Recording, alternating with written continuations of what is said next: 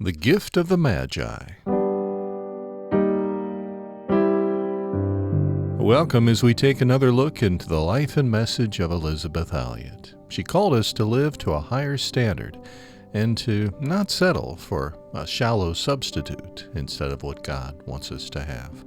As our series continues in the coming weeks, we'll hear from family, friends, and others, all influenced by the life and message of Elisabeth Elliot. Merry Christmas and a Happy New Year. Well, today we get to look at one of my favorite Christmas-related stories, a classic called The Gift of the Magi, a tale of love and sacrifice. And as we think about the gift of the Magi, we'll be thinking as well about gift-giving as strategy for reaching those who have never trusted in Jesus Christ. Also heard today, it'll be Quinn Hood, who works with us here at the Elisabeth Elliot Foundation, as she talks about the importance of obedience in the ministry of Elisabeth Elliot. But let's get to that classic tale, The Gift of the Magi. It's Christmas Eve. What can I do if things are looking bleak? Well, besides crying, it's a story of love, low income, and sacrifice. The Gift of the Magi. You are loved with an everlasting love. That's what the Bible says. And underneath are the everlasting arms. This is your friend Elisabeth Elliot, reading today a story by O. Henry, one that's probably familiar to many of my listeners, but I think it's a lovely Christmas story, and it certainly has some lessons for us. It's called The Gift of the Magi, and it's not the Magi in the Bible, as you will discover. $1.87. That was all, and 60 cents of it was in pennies. Pennies saved 1 and 2 at a time by bulldozing the grocer and the vegetable man and the butcher until one's cheeks burned with the silent imputation of parsimony that such close dealing implied. 3 times Della counted it. $1.87, and the next day would be Christmas. There was clearly nothing to do but flop down on the shabby little couch and howl. So Della did it, which instigates the moral reflection that life is made up of sobs, sniffles, and smiles, with sniffles predominating. While the mistress of the home is gradually subsiding from the first stage to the second, take a look at the home. A furnished flat at $8 per week. It did not exactly beggar description, but it certainly had that word on the lookout for the mendicancy squad. In the vestibule below was a letter box into which no letter would go, and an electric button from which no mortal finger could coax a ring. Also appertaining thereunto was a card bearing the name Mr. James Dillingham Young. The Dillingham had been flung to the breeze during a former period of prosperity when its possessor was being paid $30 a week.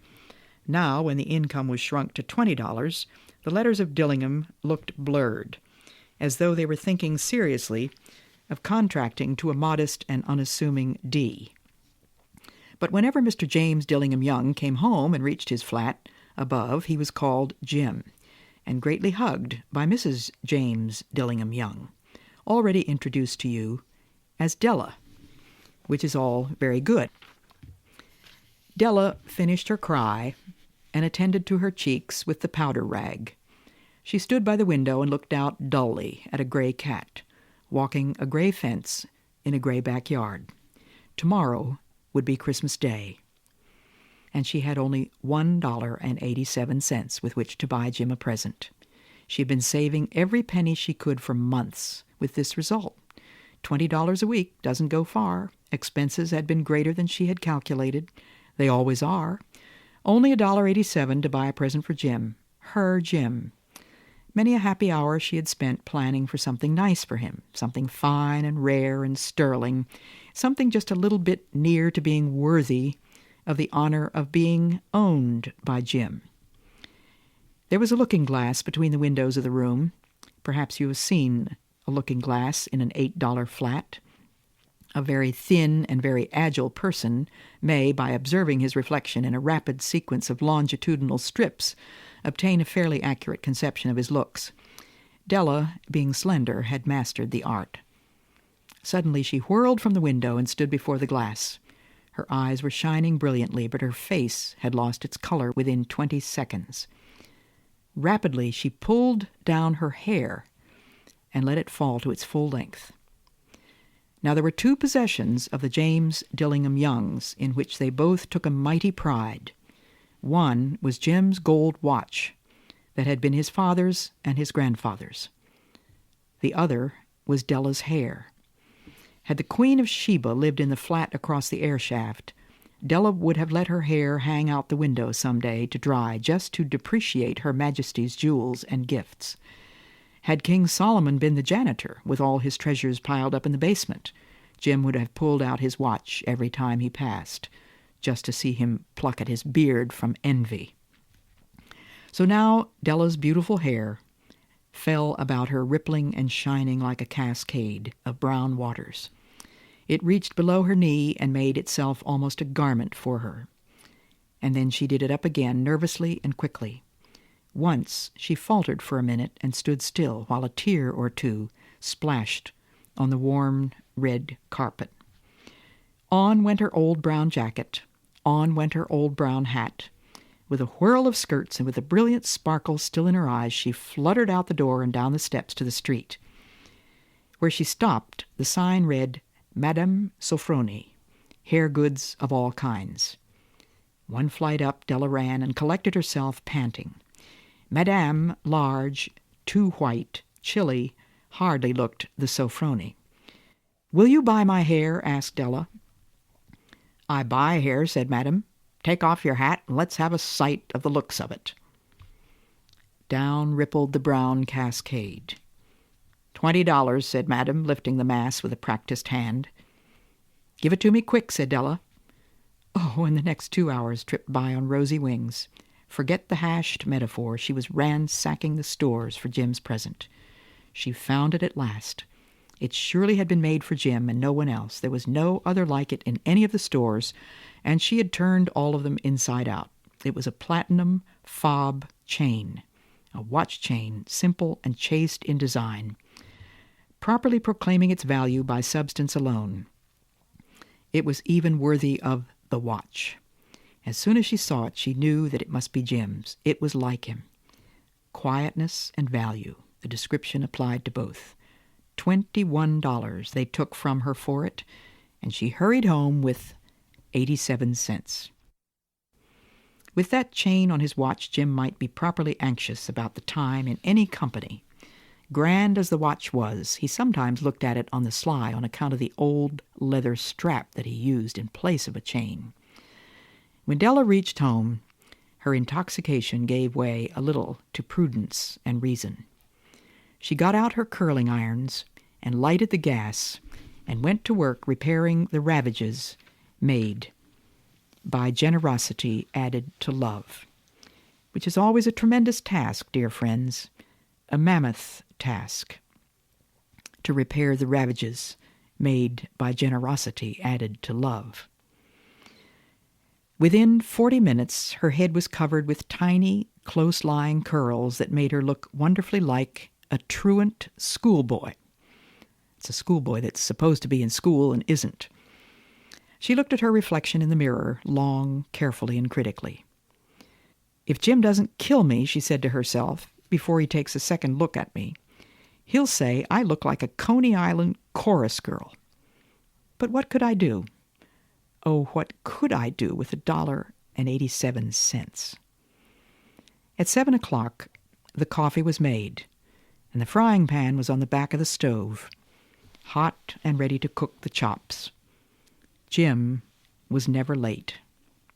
Della doubled the fob chain in her hand and sat on the corner of the table near the door that he always entered.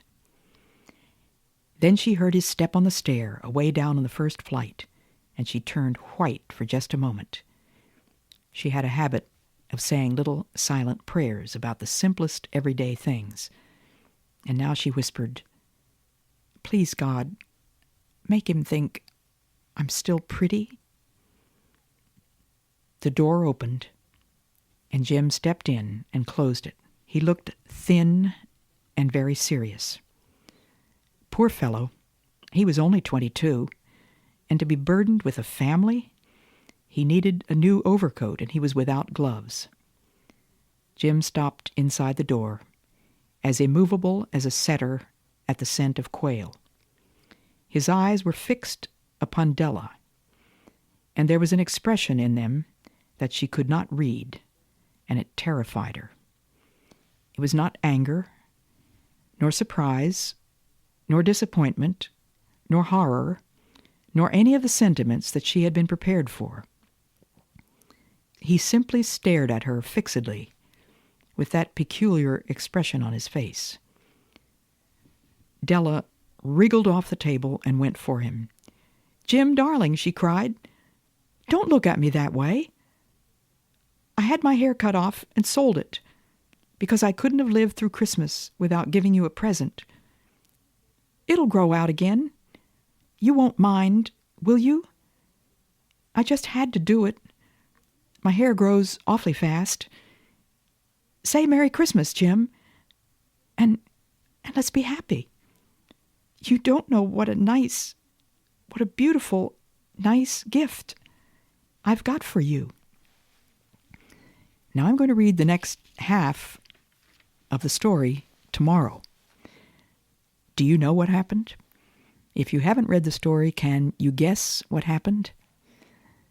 But at this point, I want to stop and remind all of us that even though we may have money to buy gifts for the people that we want to give gifts to, there's nothing that means quite so much as something that costs a sacrifice. Especially may I speak to you children who are trying to think what you can give your mother and dad. You know you can't give them anything as big, as fancy, as shiny, as nice as you'd like to because you don't have that kind of money. Some of you even have to ask your parents to give you some money so that you can go out and buy a present for them. I remember when I got my allowance as a little girl, I got 5 cents a week, and I had to tithe that money, which meant that every other week I had 1 penny to put in the plate at Sunday school. So in 2 weeks, I would have 9 cents to spend any way I wanted to.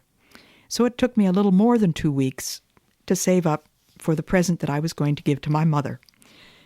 You'd never imagine being able to buy a whole box of candy, a whole box of chocolates they were, for 10 cents. But I was so thrilled to buy that, and I wrapped it up and I gave it to my mother for Christmas, and I was just trembling when she opened the present. And she said, "Well, how sweet, Bets. You gave me a box of chocolates. You know how I love chocolates." And I couldn't resist saying to her, "And Mama, it only cost 10 cents. I thought that was the best part of the whole thing." Well, it wasn't really a very great sacrifice. Some of you may be able to think of something that costs something other than money. The willingness to be obedient. The willingness to do your chores faithfully and cheerfully. I hope you'll listen to the rest of the O. Henry story called The Gift of the Magi tomorrow. The first part in our 2-part look at the gift of the Magi as we continue and conclude our Christmas stories today. And let's hear from Marj Saint as we think about the gift of the Magi. We think about gift giving when it came to reaching an unreached tribe in Ecuador. Marj Saint, whose husband Nate Saint was the pilot who was killed in Operation Alka, she tells us about that strategy of gift giving to reach the Alka or Waodani people. Dayuma had escaped from her tribe of Alkas some 9 years before because of fear. She literally fled from the territory because of killings within her own family, and she was afraid for her own life. A presentation of gifts seemed the next obvious step. Perhaps a carefully planned, regular schedule of gift drops made over a period of time would show the Indians that the intentions of these white men were friendly, and the repetition would gradually convince them. My husband Nate pioneered this spiraling line technique, which was used in the gift drops. Let me tell you what I know about it.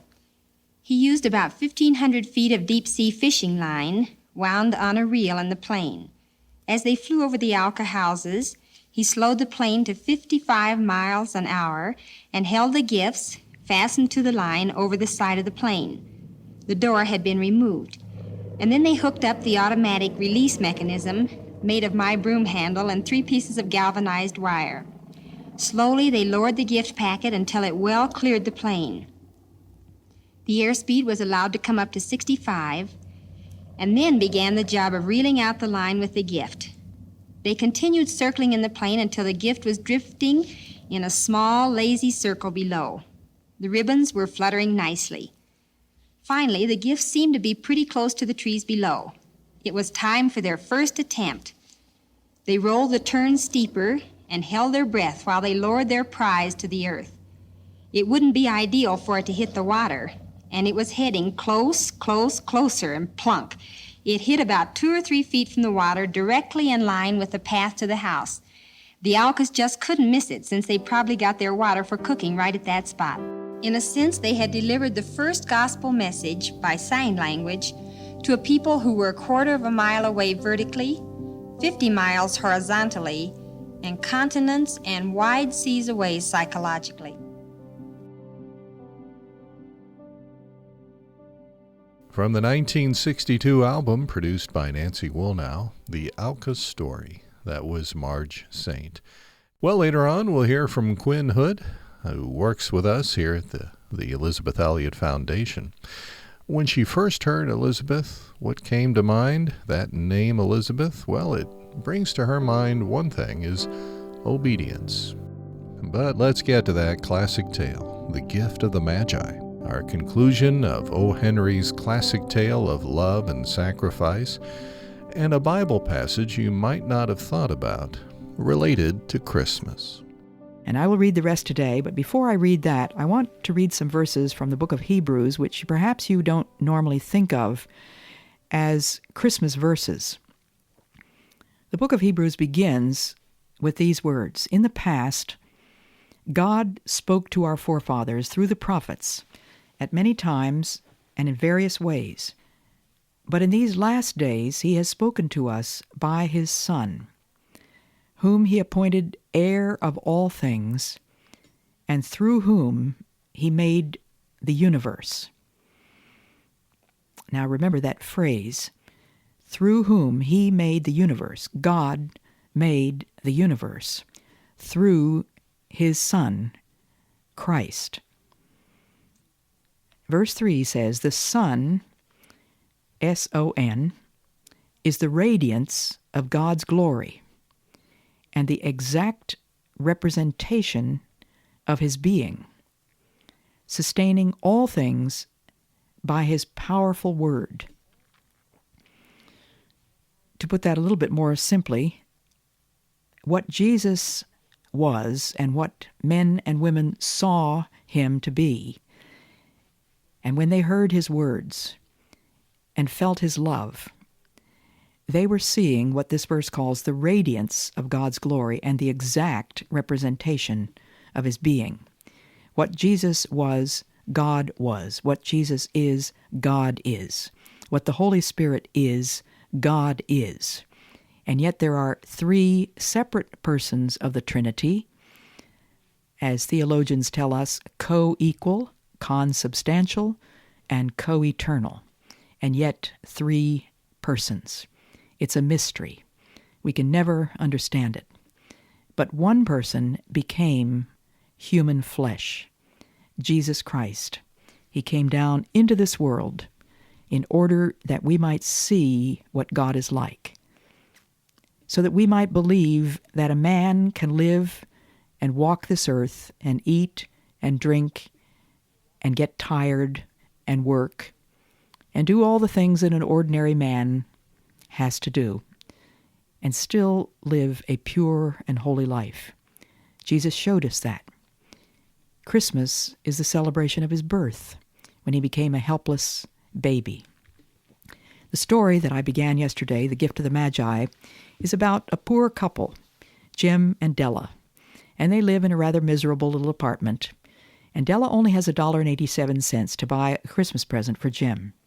So she goes out and sells her beautiful, long, thick dark brown hair.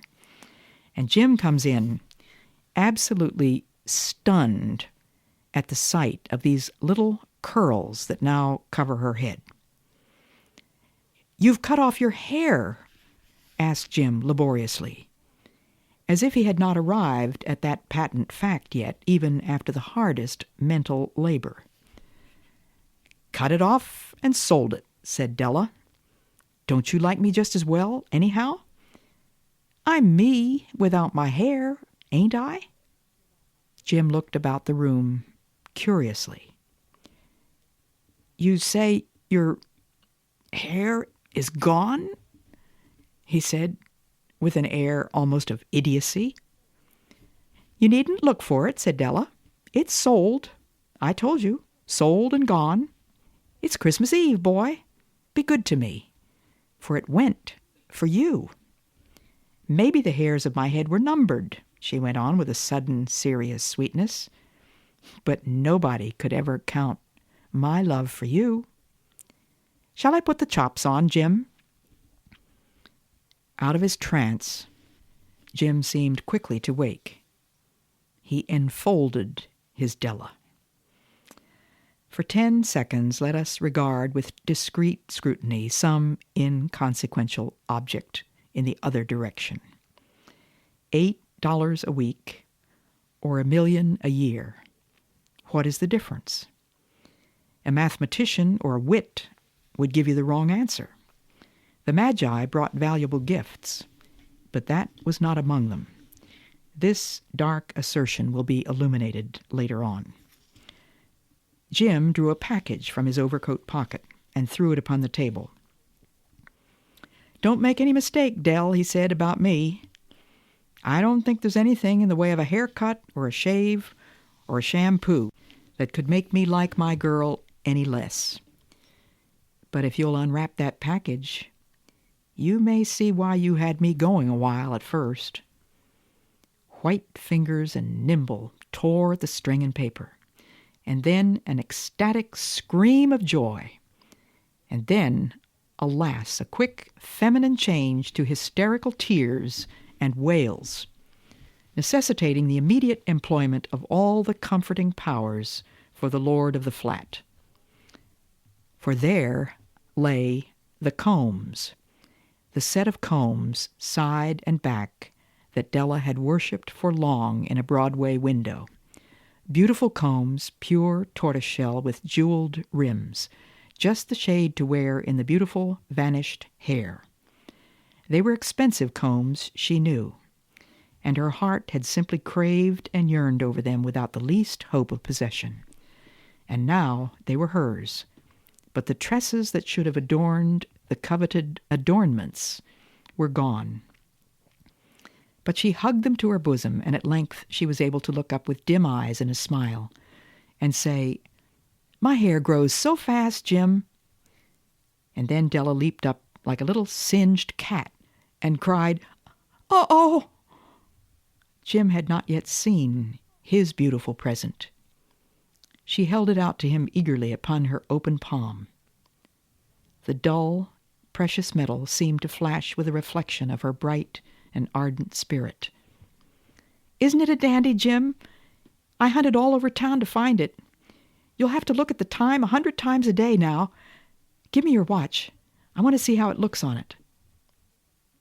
Instead of obeying, Jim tumbled down on the couch and put his hands under the back of his head and smiled.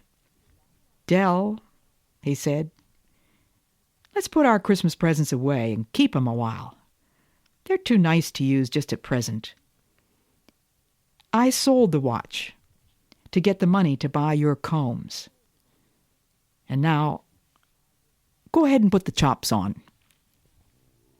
The Magi, as you know, were wise men, wonderfully wise men, who brought gifts to the baby in the manger. They invented the art of giving Christmas presents. Being wise, their gifts were no doubt wise ones, possibly bearing the privilege of exchange in case of duplication. And here I have lamely related to you the uneventful chronicle of two foolish children in a flat, who most unwisely sacrificed for each other the greatest treasures of their house. But in a last word to the wise of these days, let it be said that of all who give gifts, these two were the wisest. Of all who give and receive gifts, such as they are the wisest. Everywhere, they are the wisest. They are the Magi.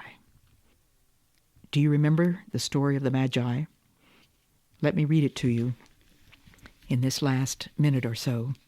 After Jesus was born in Bethlehem in Judea, during the time of King Herod, Magi from the east came to Jerusalem and asked, "Where is the one who has been born, King of the Jews? We saw his star in the east, and have come to worship him." When King Herod heard this, he was disturbed, and all Jerusalem with him.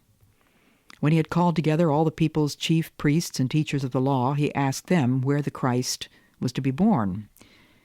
"In Bethlehem in Judea," they replied, "for this is what the prophet has written. But you, Bethlehem, in the land of Judah, are by no means least among the rulers of Judah. For out of you will come a ruler who will be the shepherd of my people Israel." Then Herod called the Magi secretly and found out from them the exact time the star had appeared. He sent them to Bethlehem and said, "Go and make a careful search for the child. As soon as you find him, report to me, so that I too may go and worship him." After they had heard the king, they went on their way, and the star they had seen in the east went ahead of them until it stopped over the place where the child was. When they saw the star, they were overjoyed. On coming to the house, they saw the child with his mother Mary, and they bowed down and worshipped him. Then they opened their treasures and presented him with gifts of gold and of incense and of myrrh. And having been warned in a dream not to go back to Herod, they returned to their country by another route. Yes, the conclusion of The Gift of the Magi. Well, before we go, let's hear from Quinn Hood, who works with us here at the Elizabeth Elliot Foundation. She's an administrative assistant. And when she thinks about the name Elizabeth Elliot, what comes to mind? Well, obedience is one of the key words, and that Elizabeth wrote about different stages of life. I think we all would say obedience, but also I would say confidence. Confidence in the Lord. I know from reading her books that confidence was hard fought. You know, she wrestled with God early on, wrestled with God to know his will for her life, and then wrestled with God through suffering to really understand just the purpose of his suffering. So I think she came out of that with just such confidence. But if you read, about her early adulthood, she didn't always feel that confident, and I don't know. So that's helpful for me to know that with God, you can get to a place of just fully trusting his will for your life, and fully trusting his word in such a way that you just confidently share that wisdom with, countless others on the radio and books, whatever. So I would say confidence, but I would say that was a hard fought for confidence, if that makes sense. Quinn Hood of the Elizabeth Elliot Foundation. Well, as our time together comes to an end, let me thank you for letting us come into your home, your office. Maybe along with you took a walk and enjoyed a break maybe from some holiday busyness, wherever we found you today. On behalf of the Elizabeth Elliot Foundation, in cooperation with the Bible Broadcasting Network, let me invite you to check out elizabethelliot.org for more talks, devotionals, Gateway to Joy programs, videos, and more. And if you get a chance, leave a review for us sometime. From Running Chic and Dize comes this comment. My mother and I began listening to E.E., Elizabeth Elliot, in the mid-1980s. I credit E.E. for helping my mother and I become strong Christian women. My mother has passed away now, and I still relish everything E.E. teaches. She wasn't ashamed of the true gospel and declares it openly and clearly. The principles she teaches are from the very Bible itself, and they transform a person's life. I'm a living testimony of that. We appreciate your making that comment on Apple Podcasts. Until next time, may God remind you each and every day you are loved with an everlasting love, and underneath are the everlasting arms.